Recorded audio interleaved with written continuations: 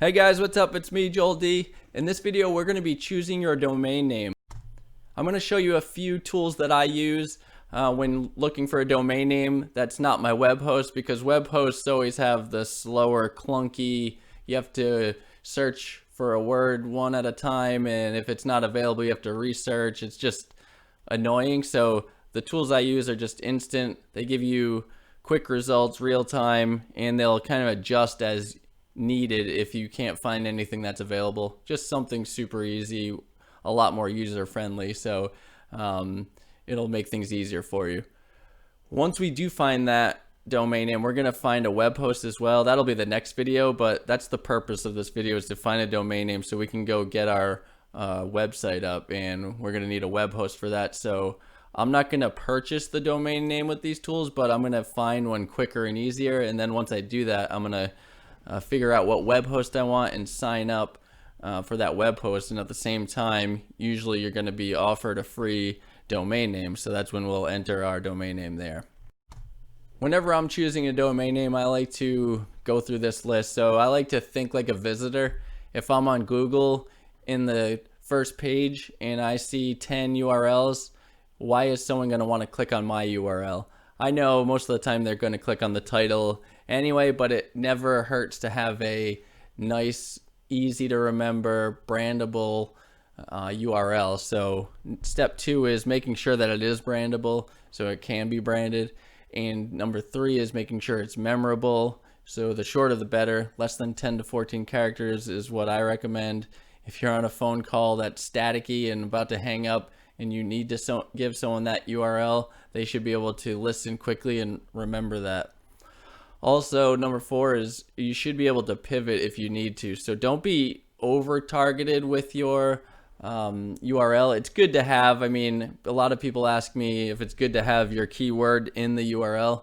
I mean, the answer is it doesn't hurt, but it's not a game changer. So if that keyword is so targeted that you can't pivot, I sometimes recommend not doing it. But if you know nothing's going to change and this is what you're going to go with no matter what, and this is the niche that you're going to be involved with, and it is hyper targeted, I mean, and it's available, go for it. But again, I like to have a little wiggle room. So if, for instance, my anxiety dog niche isn't performing that well, maybe I can broaden the scope and go into a full care for dogs website. So something more broad would be better in that case, so I don't just, corner myself into one market.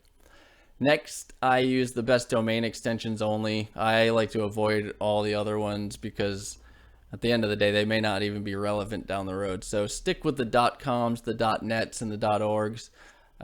Leave the other ones to the side, in my opinion.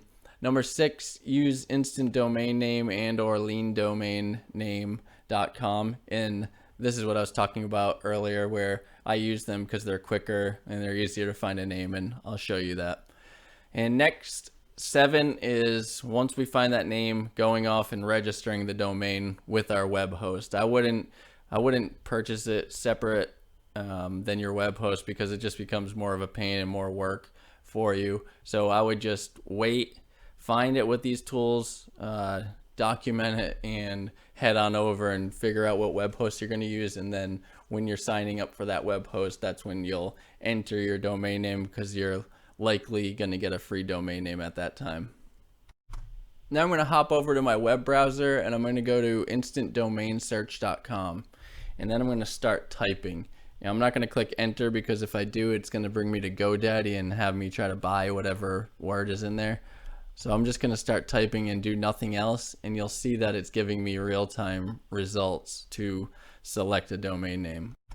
Also, there's going to be additional options here. So I can look at all extensions, domain generator, what's for sale, what's expired, and then business name generator. I'm not going to click on any of those. I don't really need to, but you could if you wanted. And then they're also in the real-time results showing you ideas for dog.com for all extensions. And then it's generating a couple for you, and then it's letting you know which items are for sale here.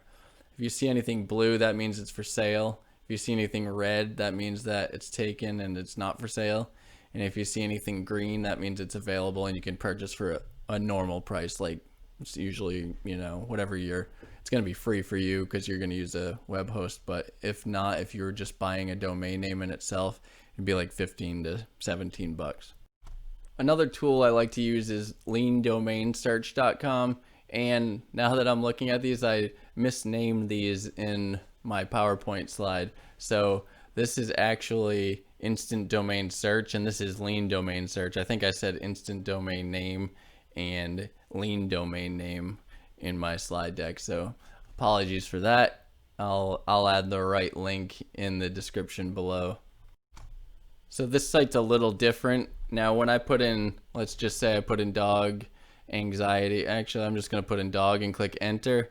It's going to give me a list of names that are available, which I really like this option for a domain search tool. So it's going to give me this dog distribution, and I can narrow that down.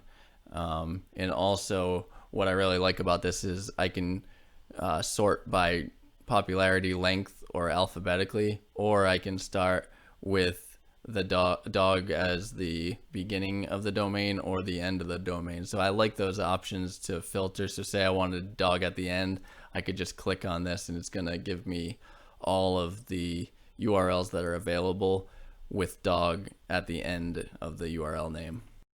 Now obviously everyone's niche is going to be different, so I'm not telling you how to use this, or maybe you have a completely unique name that would work wonders. Use that. I'm just giving you these two tools just in case you have no idea and you want to start looking based on your niche or your keywords.